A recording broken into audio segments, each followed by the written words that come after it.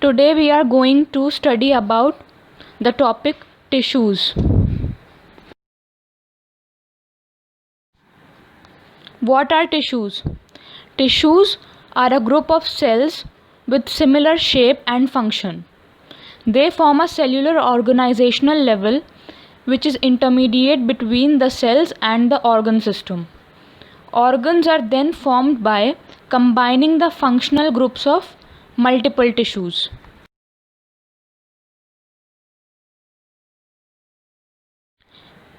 In this slide, you can see various types of animal tissues: neuron, cardiac muscle cells, bone cells, skeletal muscle cells, surface skin cells, columnar epithelial and goblet cells, blood cells.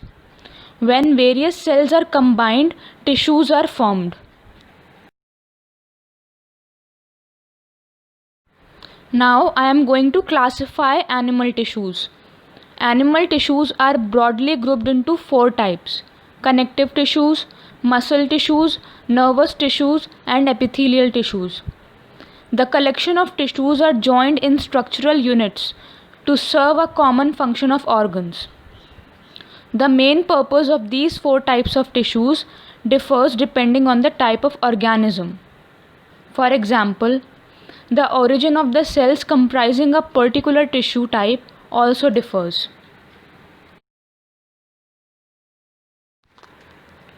Now, what are connective tissues? They are a group of tissues made up of cells separated by non-living material which is known as the extracellular matrix.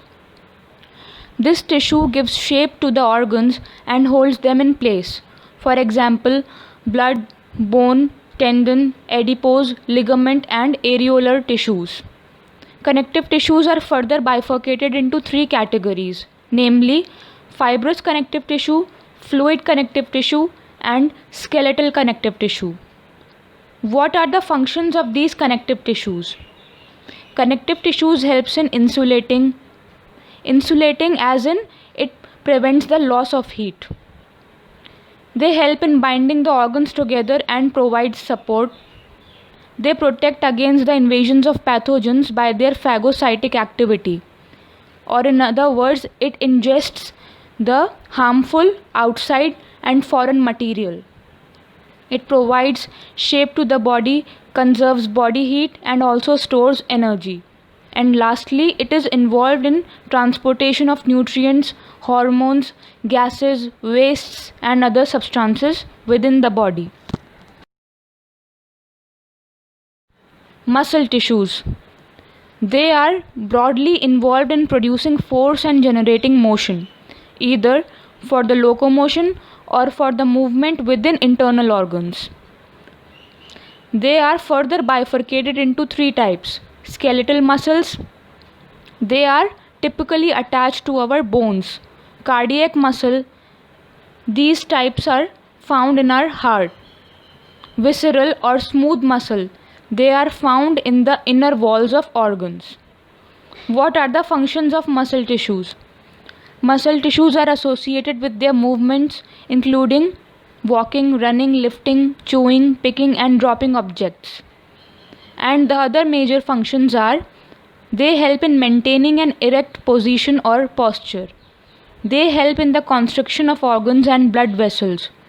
They are involved in both voluntary and involuntary movements.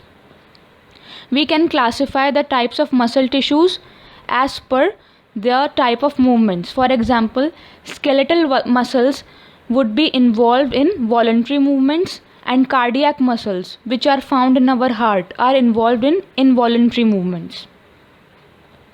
They help in pumping blood and regulating the flow of blood in arteries. They control respiration by automatically driving the movement of air both into and out of our body.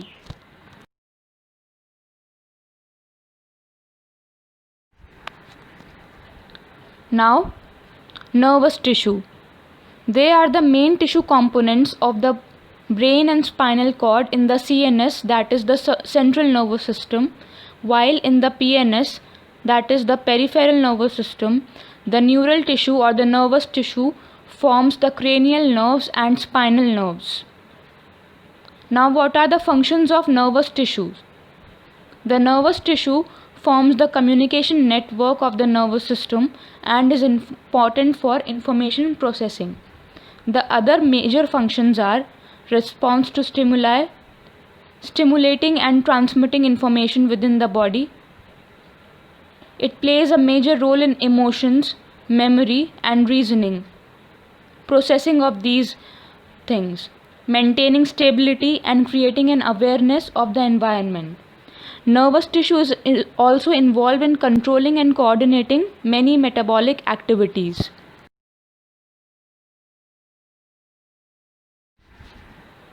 In this slide, you can see the various types of epithelium or epithelial tissue. Simple squamous epithelial tissue, simple cuboidal epithelial tissue, simple columnar epithelial tissue,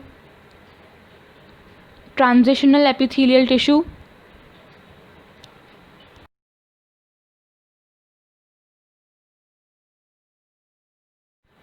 Now I will be discussing epithelial tissue in detail. They are formed by cells which cover the external parts of the body organs and lines the organ surfaces, such as the surface of the skin, the reproductive tract, the airways, and the inner lining of the digestive tract. What are the functions of epithelial tissue? They play a major role in sensory reception, excretion, filtration, and other metabolic activities. They provide mechanical strength and resistance to the underlying cells and tissues. They are involved in the movement of materials through the process of filtration, diffusion, and secretion. They protect the internal organs against the invasion of pathogens, toxins, physical trauma, radiation. Epithelial tissues are also involved in secreting hormones, enzymes, mucus, and other products from ducts and transporting it to the circulatory system.